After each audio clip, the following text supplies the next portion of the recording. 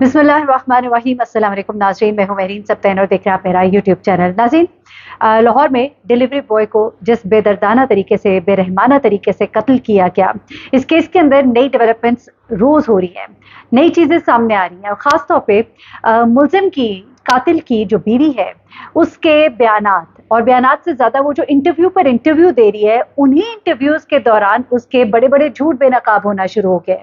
अगर शायद वो खामोशी इख्तियार करती तो इतनी बेनकाब ना होती, लेकिन अब चूंकि उसने इतने इंटरव्यूज दिए और उसको खुद ही नहीं मालूम कि उसने एक इंटरव्यू में जो चीज़ बताई थी वो दूसरे इंटरव्यू में उसने उससे बिल्कुल मुख्तलिफ बताई। और मैं हैरान हूँ कि हमारे बहुत से रिपोर्टर भाई बहन जिन्होंने ये केस रिपोर्ट किया है, उन्होंने इस चीज़ की निशानदेही क्यों नहीं की?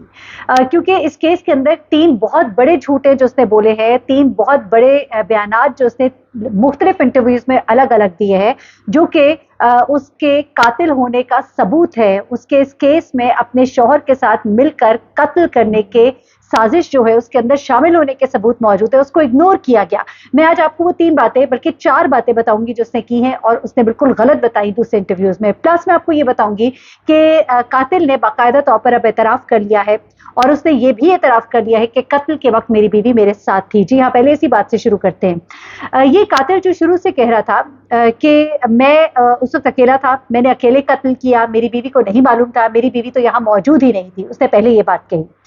फिर उसने अब ये बात बताई है कि हाँ, मेरी बीवी मेरे साथ मौजूद थी, मैं गाड़ी में उसको छोड़ने जा रहा था, पीछे गाड़ी में कपड़े के अंदर, चादर के अंदर लिपटी हुई ये लाश मौजूद थी।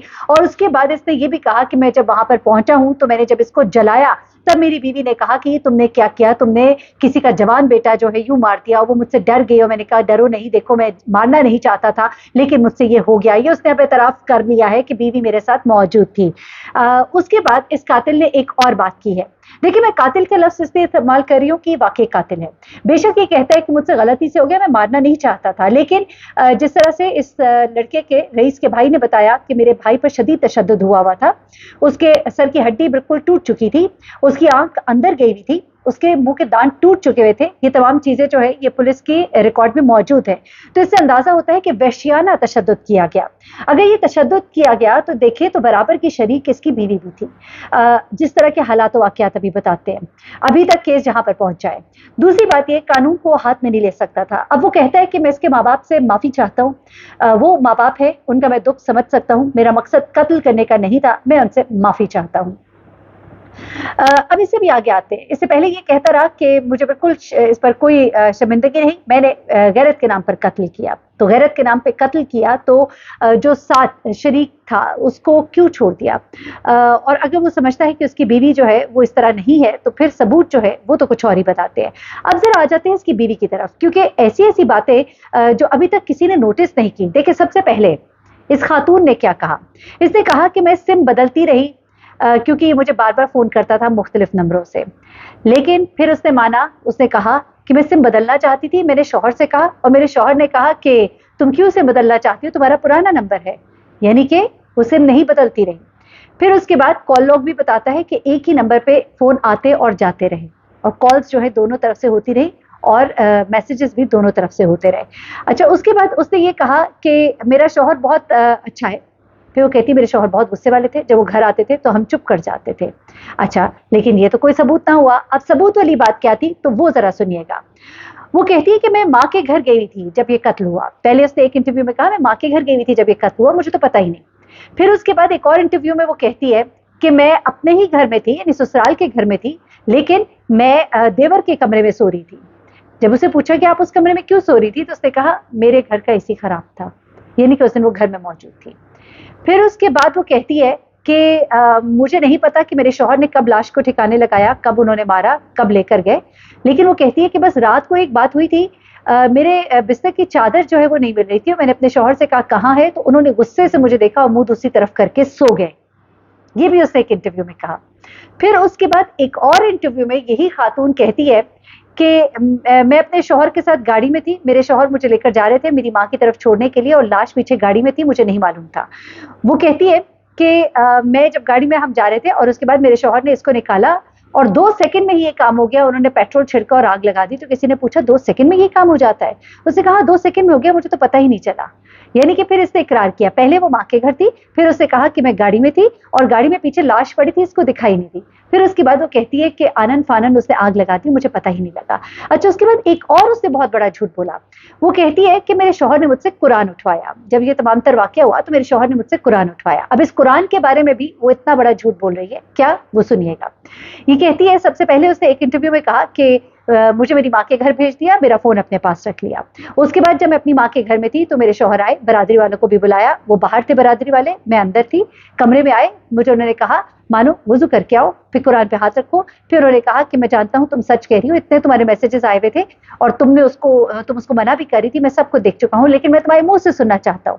پھر وہ کہتی انہوں نے مجھ سے قرآن اٹھوایا اور میں نے ان کو جواب دیا قرآن کے اوپر. ایک اور انٹرویو میں وہ اسی قرآن کے بارے میں یہ سٹوری ڈالتی ہے کہ جب یہ تمام تر واقعہ ہوا، میں اپنے سسرال کے گھر میں تھی. میرے سسر کو انہوں نے کہا کہ اس کو گھر میں نیچے بٹھا لے، اس کو کہیں جانے نہیں دینا. کہتی ہے جب میرے میاں گھر آئے واپس، یعنی جس دن وہ لڑکا چھت سے بھاگا تھا، تو کہتی ہے کہ میرے میاں گھر آئے، میرے میاں نے آ کر مجھے کہا کہ قرآن پاک اٹھاؤ. میں نے وہاں پر قرآن اٹھایا، وہاں پر بھی اس نے یہی باتیں ریپیٹ کی. انہوں نے کہا مانو مجھے تم پر بڑا اعتبار ہے، میں نے تمہارے میسیجز پڑھ لیے ہیں، تم اس کو منع کرتی رہی، تم نے یہ سب باتیں مجھے کیوں نہیں بتائی. یہ سب کچھ تو یہ بھی یہاں پر ایک اور جھوٹ، کیونکہ جو بندہ سچا ہوتا ہے، اگر وہ سچی ہے تو وہ پہلے جو بات بتاتی وہی بات بعد میں بھی بتاتی، بعد میں جو بتاتی وہی بات پہلے بھی ہوتی. لیکن اس کی پہلے اور بعد کی باتوں میں بہت زیادہ اختلاف ہے، بہت زیادہ ایک آپ کہیے کہ ڈفرینس ہے، جس کی بنا پر شک جو ہے وہ تمام دائرے جو ہے اس کی طرف جاتے ہیں. اچھا اس کے بعد ایک اور جو چیز ہے، اب وہ یہ ہے کہ اس کے شوہر نے پولیس کی کسٹڈی میں جو اقرار کیا ہے اس میں اس نے یہ سارا بیان دے دیا جو کہ میں نے آپ کو ابھی آغاز میں بتایا. اب اس کے بعد اس کی بیوی جو ہے بے شک وہ کہے کہ وہ شامل حال نہیں تھی، اس کو کچھ نہیں پتا تھا، لیکن اب اس نے جب اس بات کا اقرار کیا ہے کہ وہ میرے ساتھ گاڑی میں بیٹھی تھی، تو یہاں سے کیس کی نوعیت جو ہے وہ بدل جاتی ہے. کیس کی نوعیت اس طرح بدل جاتی ہے کہ اب وہ اس کیس میں قتل میں پوری شامل تھی. دیکھیں میں اپنے اس کیس کو رپورٹ کرتے ہوئے ہرگز یہ نہیں کہہ رہی کہ وہ جو ڈیلیوری بوائے ہے وہ ہر طرح کے الزامات سے پاک تھا، کیونکہ غلطی تو اس کی بھی تھی. اب اس کے شوہر نے یہ بھی کہا کہ یہ ڈیلیوری بوائے جو ہے یہ نشے میں تھا جب یہ میرے پاس آیا، اس کے 2 ساتھی باہر تھے، میں جب اس کو اندر لے کر گیا میں اس کو گولی بھی مار سکتا تھا، میں تو صرف اسے ڈرانا چاہتا تھا. اس کے دوستوں نے مجھے مارنے کی کوشش کی لیکن ان کا پسٹل جو ہے اس کا کام نہیں کیا، وہ بھاگ گئے میرے ہاتھ میں پسٹل دیکھ کر. اس کے بعد وہ یہ کہتا ہے کہ جو کچھ بھی ہوا یہ غلطی سے ہوا، میں نہیں کرنا چاہتا تھا. لیکن میں آپ کو بتاؤں کہ غلطی اس عورت کی بھی ہے، غلطی اس ڈیلیوری بوائے کی بھی ہے. ہم اگر کیس کو رپورٹ کریں تو ہمیں یہ نہیں کہنا چاہیے کہ جو ڈیلیوری بوائے ہے اس نے کچھ بھی نہیں کیا تھا، کیونکہ اس نے کیا تھا، وہ قصوروار ہے. لیکن اس کا قصور یہ نہیں تھا کہ اس کو اس بے دردی سے مارا جاتا اور اسے یوں جلا دیا جاتا. اسلام میں بھی اس گناہ کی سزا جو ہے وہ بڑی مختلف ہے. ایک شادی شدہ عورت کے لیے سنسار کرنے کا حکم ہے کہ اسے اتنے پتھر مارے جائیں کہ وہ سنسار ہو جائے، مار دی جائے. لیکن ایک غیر شادی شدہ آدمی، چونکہ وہ ابھی نکاح میں تھا لیکن ابھی اس کی رخصتی نہیں ہوئی تھی تو وہ غیر شادی شدہ تھا، وہ غیر شادی شدہ مرد، اس کو بہتر طور پہ مولوی ایکسپلین کر سکتے ہیں. میری رائے میں غیر شادی شدہ شخص جو ہے اس کی سزا جو ہے وہ 100 کوڑے ہے. تو اسے 100 کوڑے پٹنے چاہیے تھے. اس کو جس طرح سے مار دیا گیا اور قتل کرنے کے بعد اس کو جس طرح جلا دیا گیا، یہ اس کی سزا نہیں تھی. تو آپ اس میں سمپتی جو ہے وہ والی سمپتی تو نہیں ہوگی کہ اس نے کچھ نہیں کیا، لیکن ہاں ظلم ہوا، قتل ناحق تھا، غلط ہوا. اور اس کے بعد سب سے بڑھ کر بات یہ ہے کہ اس طرح سے قانون کو اپنے ہاتھ میں لینا، اور پھر تو جس کا جو دل کرے وہ کرے گا، اور اس کے بعد جھوٹ پہ جھوٹ، اور پھر اس کے بعد قصوروار تو وہ خاتون بھی ہے. اور میں ہمیشہ ایک بات کرتی ہوں کہ اللہ تعالیٰ ہمیں ایسی موت نصیب کرے کہ ہم اپنے رب کے سامنے شرمندہ نہ ہوں. اللہ تعالیٰ ہمیں حق پر موت دے، مرتے ہوئے زبان پر ہمارا کلمہ جاری ہو، اور ایسی شرمندگی کی موت سے ہر ایک کو بچائے، ایسے شرمندگی کے کام سے ہر ایک کو بچائے. ہر ایک کا پردہ اللہ پاک قائم رکھے. غلطیاں انسانوں سے ہوتی ہے، اللہ پاک توبہ کی توفیق عطا کرے اور توبہ کو قبول بھی کرے. بہت خیال رکھیے گا، دعا میں یاد رکھیے گا. اللہ حافظ.